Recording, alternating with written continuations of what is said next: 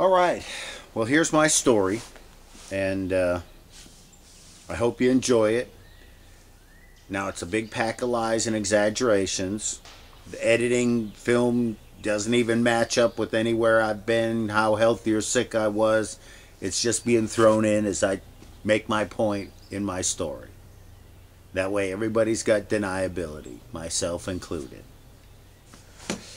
Alright. Feeling like hell, so I decide I've got to go to Bangkok, go to the hospital, have another colon surgery, and get the plane ticket, hop on the plane in Raleigh. You know, I just pretty much drop everything and go. Tomorrow this time it'll be snowy and I'll be heading out. Fly into New York, and at New York they announce my name. I've got to go to the boarding gate and get new boarding passes so that I can do the next leg to Hong Kong and then Bangkok. And the guy next to me gets the exact same boarding passes for the next 2 legs, and he says to me, "Oh, you're going to Thailand like me?" And I said, "Yeah." And tells me his name's Rick, and that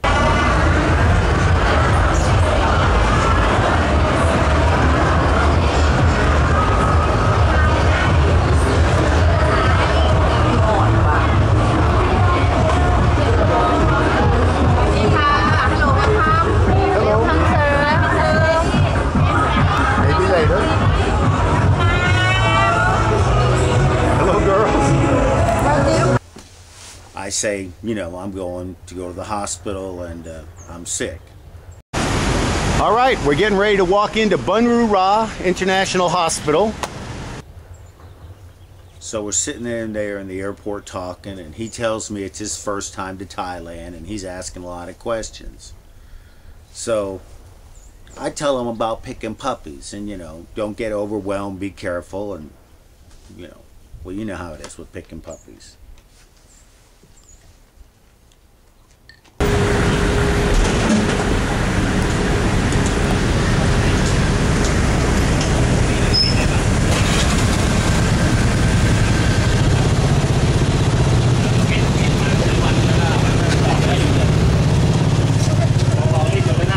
Everybody drives like crazy.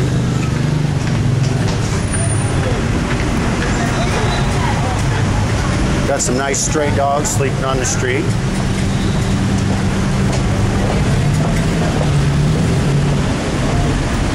We got his cousin here. And his brother Bob standing on the corner.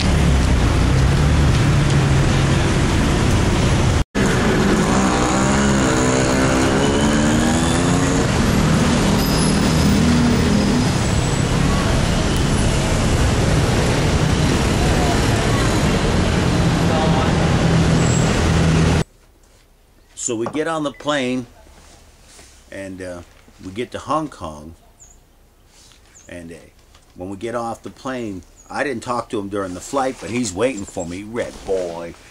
He's waiting for me at the terminal, at, you know, the gate. Oh, so we get out of the plane, I'm walking with this guy, we're talking, and follow some woman's advice on how to get through the airport. Get lost. And so we're getting back into the main thing. I made the mistake of letting some little girl take me to some wherever, and now I have no idea where the hell I'm going. And so we're getting back into the main thing. Me and Rick are in the elevator, and in steps this really good looking little Chinese girl.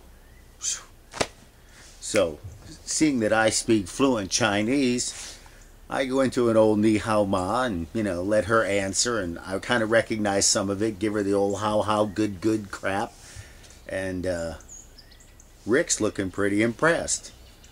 Well, she realizes pretty quickly that I've got no more Chinese left in me, but she says, "Oh, your Mandarin's very good." And she gets out of the elevator. Rick looks at me and goes, "Oh, wow, man." He says, "Do you know any Thai?" You know, he's thinking I'm Mr. International, and I'm just laughing. So, got time to kill, head through the airport, and decide to sit down at the bar and have a drink. Well, I made it as far as the Hong Kong airport. 16 hours on my ass about killed me in the plane, guys. And the plan is, in another couple hours, hop on a plane, go to Bangkok, and I'm going to see me some doctors. Got the new best friend here. He's heading to Bangkok to have a good time. He's the smarter of the two of us. Rick from Worcester, Mass. Rick from Worcester, Mass. And he even says it correctly. Most people say Worcester if they've never been there, but Worcester. I used to drive down 295 all the time going from New London, Connecticut to New Hampshire when I was going to see my parents and I was in the Navy. Well, I'm going to sign out because I really don't want to film anything. There's nothing really here to see but an airport. Well, I'm having a Coke, he's having a beer. And we pull in some other guy and a woman from another table, and we're all talking, and Rick decides he's got to go buy something. I'm going to sit there and finish my soda. So they bring him his bill, and it's like 20 bucks for a little tiny beer, and he's going crazy. Nobody really understands.